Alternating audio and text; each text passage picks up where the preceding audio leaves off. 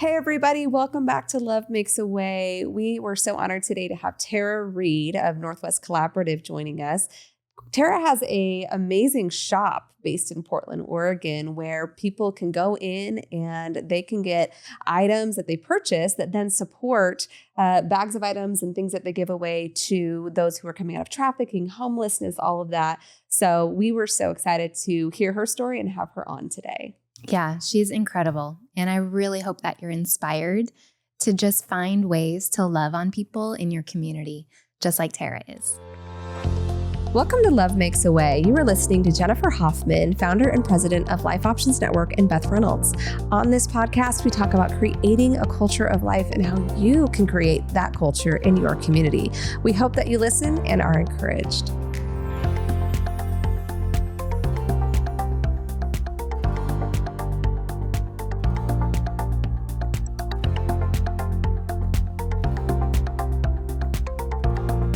Tarah, I'm so excited that you're on the show today, and I can't wait for you to share what you do, because I know that you have some business background and entrepreneurship background, and I just need to know, why did you start a ministry on top of everything else that you're doing? And also, I'd love for you to share exactly what you do to serve people in your community. Okay, thanks. I don't really quite know why I do what I do. I just kind of jump forward and move with it. So whether you want to say led by the Spirit or just see a need and fill it, I think that's just kind of like just the timing is kind of always everything. When I took a course back in 2018 at the church that I have been going to over the years, and it was an informative course on supporting, mentoring, collaborative within the sex trafficking in the community. And it was just kind of like more of just kind of like, this is what's happening in your community. And do you want to help get involved? Like just understanding it. Like it's one thing to know about sex trafficking and you hear about it, but it's another to actually like participate and help those who are trying to fight it or help the survivors in the situation. So anyways, I kind of took that course just kind of information wise. But then at the end of it, they were asking like, how do you want to get involved? And I was always looking to do something more because my kids were getting older, but I didn't have a lot of time and I wasn't quite sure how that was supposed to look. So I told them I can't go on police stings in the middle of the night with the advocates, but I could gather supplies to be able to give to the advocates, to give to those who are they're rescuing or they're getting out of these sticky situations, whether it's a police sting or it's a whatever the situation was, right? So, this is Northeast Portland, so there's that. The piece where just the trauma information, just being trauma informed and understanding what is actually happening within each community. It's not just like Northeast Portland. It's literally any city, any place that there is greed and money involved. So I started gathering supplies. There's a group of us actually. One gal did like a tampon drive. One gal did like a soap drive. One drive. Like we were all kind of like, let's just gather what we can gather and see what we can come up with. And then go from there. The idea originally was to put together little backpacks to give to the advocates, to give to those who they're being rescued off the streets. Usually if they did a sting with a woman or a man who's been sex trafficked, they don't really have any clothing. And so we were like, let's get them basic stuff so they can get started. Anyways, that just kind of led to more understanding, education. And then also like, I started gathering more and more stuff. And my husband's like, Tarah, like, we're looking like hoarders. What are we doing here? I was like, well, right. So we have a family building here in Northeast Portland off of a main road that used to be a highway, actually. It's a really, it's in the Martin Luther King Jr. Boulevard. And it's just one of those main hubs of a road. And it has a basement where they had actually a storage area. And I thought, oh, that'll be great because that could be a neutral spot. Everyone can come and go. I'm not the gatekeeper. That wasn't ever the goal. I wanted it so that we could all access it. So then one thing led to another and led to another. And ultimately, what came to the development of the nonprofit was like, I love being able to work within the church. It's great, but there's a lot of moving parts within a church organization. And I felt like I didn't want to necessarily only be associated with the church, because there's other businesses and things don't necessarily, not everyone plays nice, basically. And so I was like, if I could just be more neutral, then I can still have my faith. I can still have my gut, like, this is why I'm doing what I'm doing. But then I could be more neutral, and we can start incorporating other community involvements, other businesses, and just make it more like a collaborative, which is what led to the name of the 501c3. So Northwest Collaborative is just so we can collaborate, not because of anything other than it's very basic. It was like, as I start looking at the names, I'm like, why did I do that? I was like, oh yeah, just keeping it simple. Yeah. So now, so you're in Portland and you have essentially a shop now. You turned all that you were collecting into, so you still give out items, and you've given out items, hundreds and hundreds of homeless women that are trafficked, all of that as well. So you have a shop as well where people can actually go shopping and support that work. How has that, impacted the work, helped the work, all of that in the area, especially in Portland, where I know there are a lot of, drugs and just things that happen there? Has it really had a great impact on the community? Has it been harder just being in that region? How have you been able to see that impact in that region? Yeah, well, we had all the supplies, the clothing, the shampoo, conditioner, all that stuff in the basement. And I kind of tried to make it as cute and as welcoming as it could be, but it's a basement of a building. So it's an older building. So it's not like a clean new build. And so as I was working with advocates, a couple people had come in the basement, and I was like, this isn't working. Like, these women, especially it was initially started with women, like they don't know who I am. They don't know where they're coming into. They're trusting that I'm trustworthy, but that doesn't mean anything to them because they don't trust anybody. And so I was like, this has got to be a better way. And so I kind of pitched the idea to my husband, like, what if we made it like a boutique where it was a business and that's self-sustaining, and then it was a really cool environment. And then not only are we serving, like, we're getting our inventory coming in from donations and the public, but then we can actually like have a survivor or someone that's coming from DV situation or whatever their story is, they can come in and they get blessed with a really cool environment and all nice, beautiful things, not just kind of left over. Because as I was doing my research and just asking and talking to different shelters and organizations, they all have a clothing closet room, but it's not just like, unless you have someone fully dedicated to working on keeping that stocked and fully the clothes folded and nice, it's just kind of like whatever's left over. Yeah. And on top of coming out of a situation where you're coming from trauma, like, if you just get to look into a closet that looks haphazard and just a mess, like, that doesn't make you feel, I mean, I don't like a messy closet. I don't like, even though mine is, but like, you know what I mean? Like, it's just like, oh, one more thing. Like, I'm just kind of like, this is just what you have for you, the take it or leave it kind of a thing. So I wanted to create a space that was intentionally repurposed and intentionally curated for everyone, not just the shopper, but also the individuals that are coming out of really not great situations. So they feel like they have a little bit of hope and a little bit of encouragement as to like they're being seen. And so opening it as a business allows us to do that. So the customers come in, and the prices as what thrifting used to be when I was growing up. Yeah. So like you can go in with the $20 and get a couple of things and feel like you scored, as opposed to just getting a pair of socks. Like, it was more like, how can we make it as, how can we extend all of this to everyone? And so when you have so many donations coming in, people are, they get too big, they too long, they're too much, they retired, whatever it is. We get to pick the best out of that. And then whatever doesn't make the store floor, we put off to the side, we hand it out to other organizations. So like the whole intentionally repurpose everything.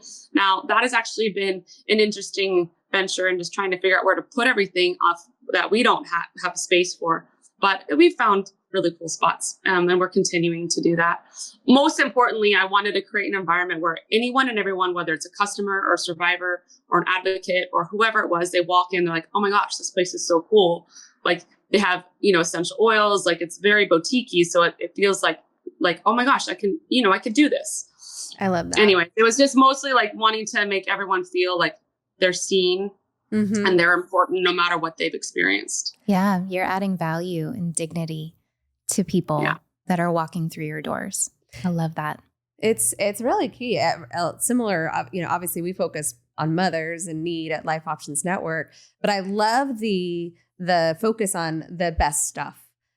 Because that's really essential, I think, for people to feel valued. That was one of the things we also noticed with what we do with the moms and babies is you don't want to just hand people something where they just don't feel like it really was great, or it wouldn't be something you would put on your child, or if you were coming out of a situation that was horrible, why would you want to put on something that made you feel like you were a charity case, right? So I love that. I love that you guys do that and have that model. It's so key and so important to really helping these women feel good about their future and their life. How have you, as the executive director, do you have any specific stories that have really impacted you and made you motivated to keep going? Yeah, well, there's so many stories. My husband's like, Tarah, nobody knows what's going on in your brain. You got to get it down on paper. And I was like, right. I'll work on that. But I think that one of the most impactful stories for me was there was one day where I was just like kind of distraught and just really overwhelmed with the amount of work that I've kind of created for myself, and just being like, what am I doing? Why am I doing all this? Like hours going through donations or organizing it, or just trying to figure out like what this whole thing, looks like. I was my mom of four. I was a massage therapist. We have a business ourselves. Working in the community services and opening a thrift store wasn't exactly any training that I'd ever had. So, or starting a nonprofit. So when I jumped in, it was like jumping in the deep end and being like, well, God's got this. We're good. The team's going to come. It's all going to work out. Right. And there has been tons of people coming alongside and helping us revamp everything. Like when we got the storefront, tons of volunteers, key people came and helped us. So it hasn't been that like, it's just me, but it's been a different process. Like obviously whenever you do something, you think like, oh, it's going to look like this. Well, never ever works that way. And the people that have come alongside you in those key moments are crucial and I'm so thankful for, but it's still a really lonely process. Right. Yeah. And so I was having a day where I was just like in tears being like, what am I doing? Like, this is exhausting. Like I could be doing so many other things. And I got this random call from this woman that was actually happened. After we figured out who was what, she was calling me and thinking I was somebody else. Anyways, she basically, oh, I remember you. And I was like, good. Because you called me. Like, I don't know. She's like, I came down and you gave me all those clothes. And it just happened to be this woman was the first woman that came in the basement. I had spent hours cleaning and trying to create it to be as clean as you can as a basement. But she had come and she was looking for soap and or something. I don't even remember what it was. But then I was like, do you want some clothes? She's like, no. And I was like, no, you want clothes? Like, please take the clothes. So I was able to help her with some outfits and jeans and whatever. It was really cool. It was like a fun shopping trip with a friend, even though I didn't know her. And at the very end, she was just like, she had this spark in her eye. She's like, thanks. I really appreciate it. This is just beyond. And I was like, no, I'm so glad it worked out. Anyways, they said that was the woman who called me. And I hadn't heard from her like over a year or so. And she's like, though that sweater you gave me, I still have. Those jeans you gave me have turned into shorts. Like I gave that other jacket to this friend who got a job. I'm working now. Like it was like this whole thing. Like I actually got to hear back as to like the success that had happened for her.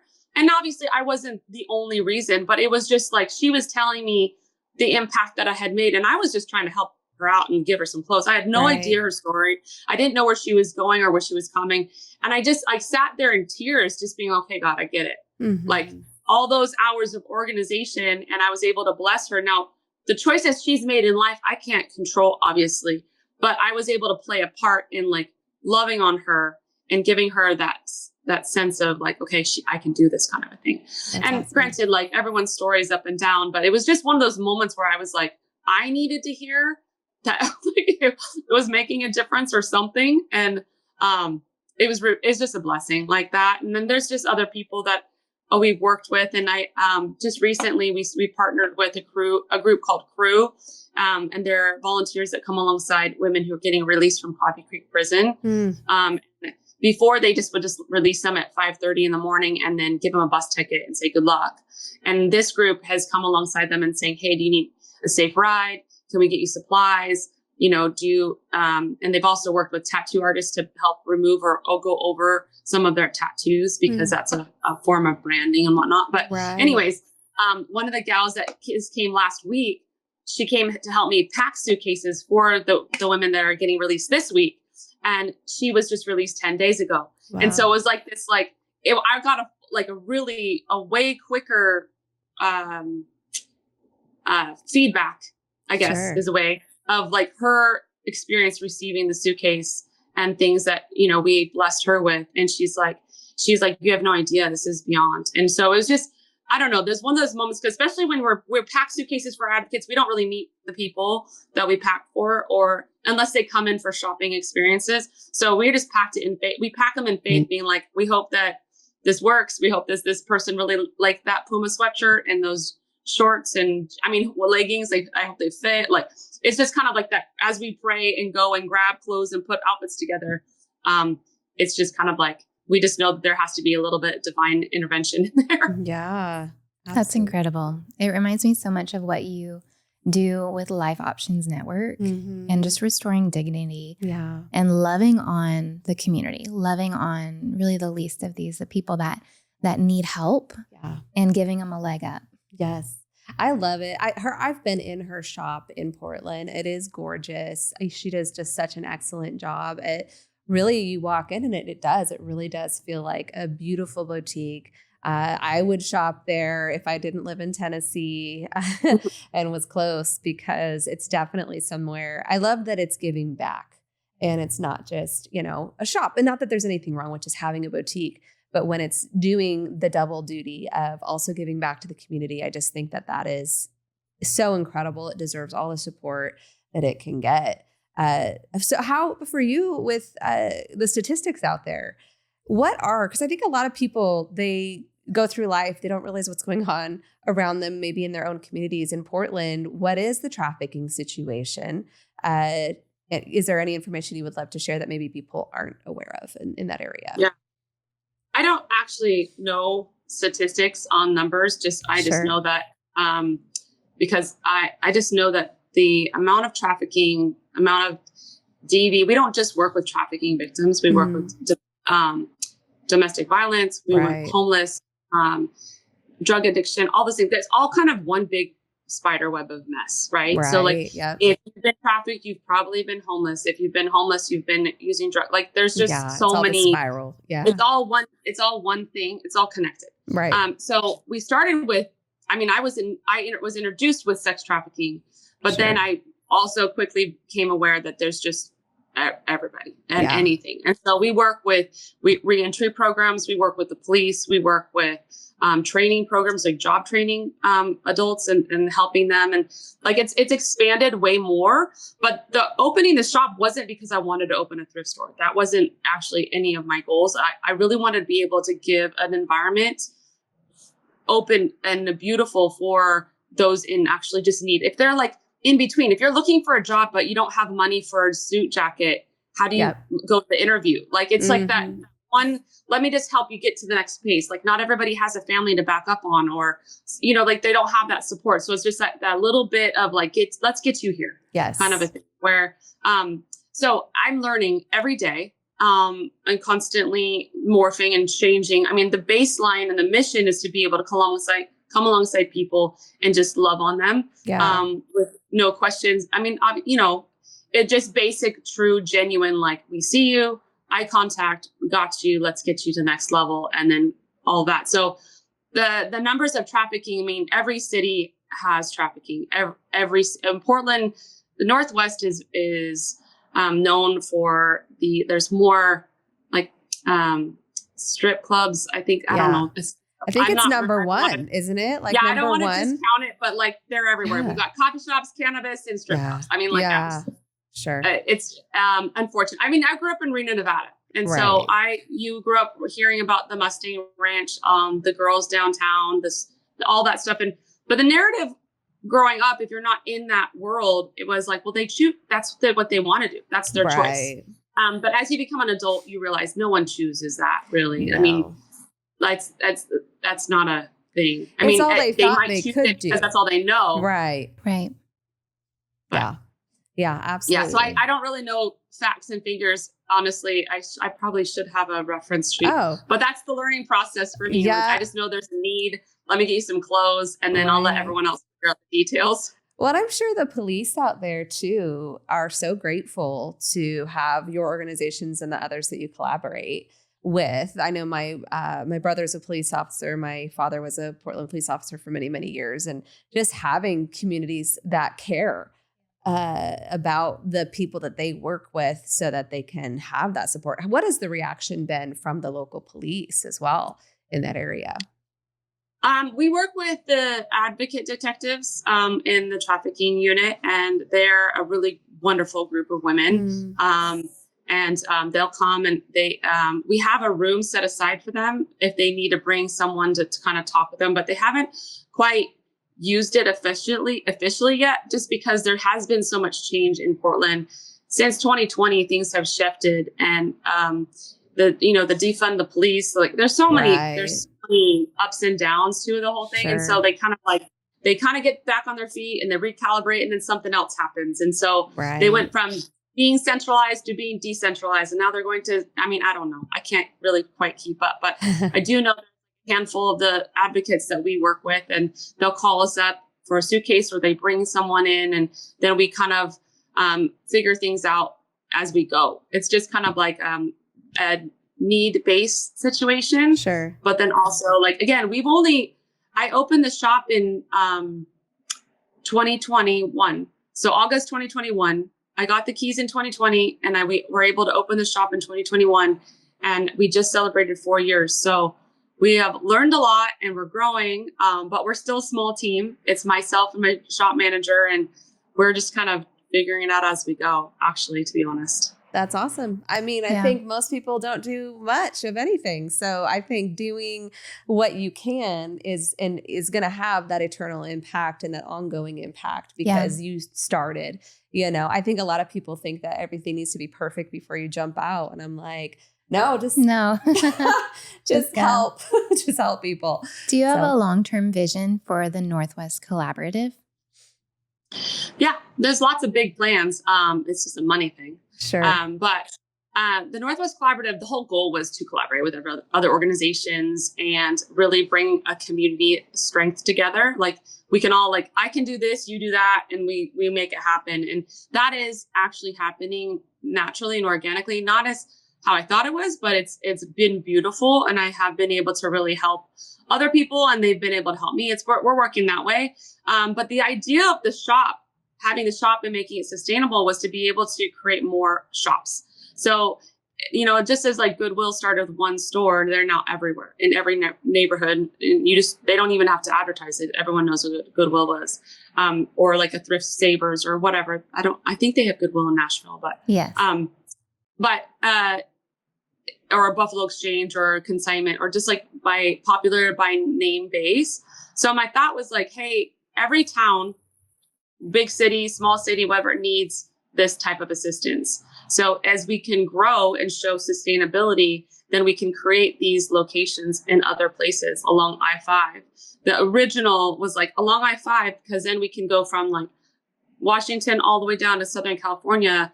The amount of clothes isn't ever going to be an issue. Yeah. It's just the amount of inventory is not a problem. And people. Yeah. Yep. Mm-hmm. Yeah. Yeah. But it's the people with the heart and the goal and the mission to be able to really make a difference is then who wants to come alongside and help us make this happen. Yeah.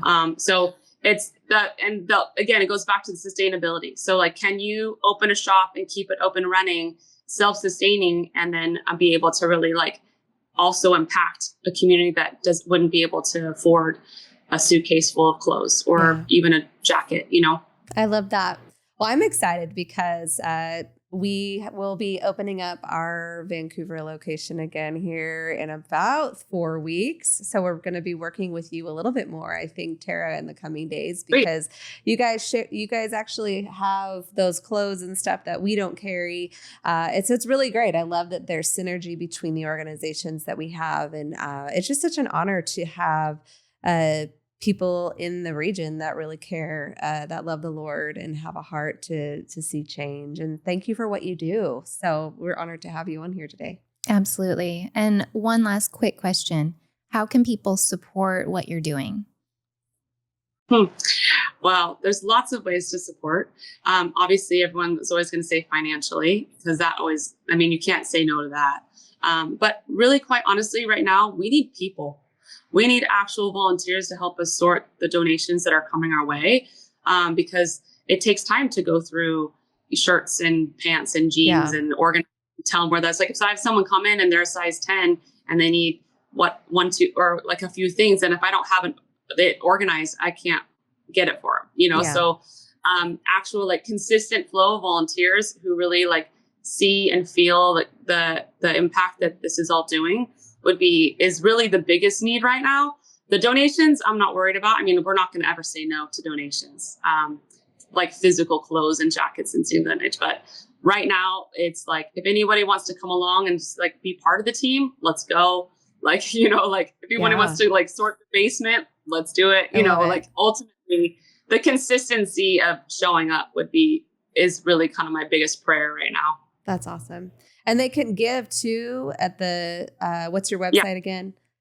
It's nwcollaborative.com. Awesome. So you guys can also give there, reach out to them. Thank you, Tarah, for being on here with us today. Yes, thank you so much.